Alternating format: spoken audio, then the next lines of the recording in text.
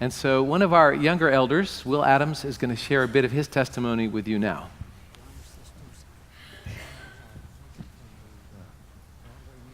Good morning. As Garrett said, I'm Will Adams, and I serve on your session. It's my pleasure this morning to give my testimony, and it is a fantastic testimony. It is a testimony of God being faithful through multiple generations in one family. You see, I've got a long heritage of believers in my family, a long heritage of this church. My grandparents met on the steps of First Pres. My parents were married right here 35 years ago. I met my wife right back there in that pew in 2006. Married her in 2008. Both of my daughters, Bailey and Kate, were baptized here in the last couple of years. Bill McDonald, my dad's first cousin, is on the session, and he's one of your elders.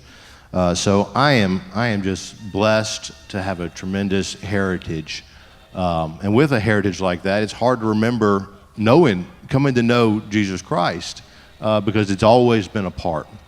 But I do remember a time at summer camp actually coming to know Jesus and embracing him in a personal relationship in that way. Today, as a son, as a father, as a husband, I can really see the Lord changing me, more particularly through my daily interactions and through a Christian worldview. Learn to look at every situation, no matter how big or how small, that I am to be used. We as a church have the unique opportunity to spread the love of Jesus Christ, whether that's through going the extra mile at work because we work unto the Lord, whether it's remaining calm in a stressful situation because we know God's got everything in control, or whether it means simply praying with a friend when they call and share what's on your heart.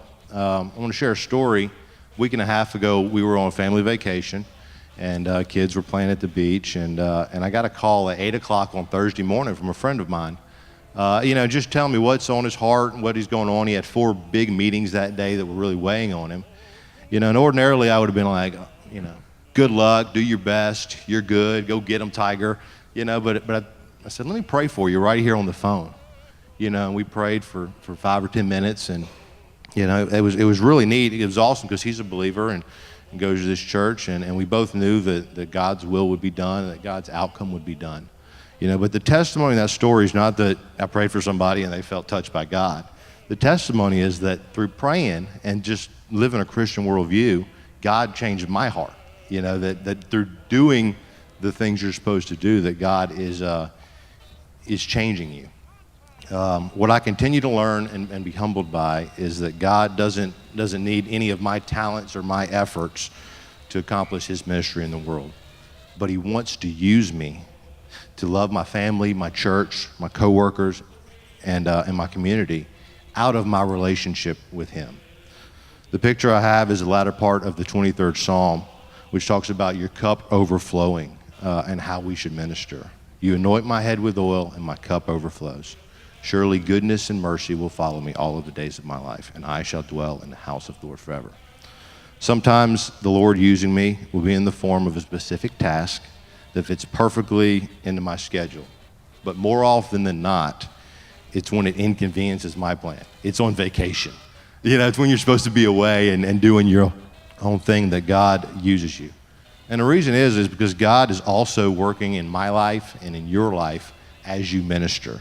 And there's been time after time where this is the case, and I'm always reminded of it. It says in John 3:30 that he must increase and I must decrease. Thanks for listening, guys.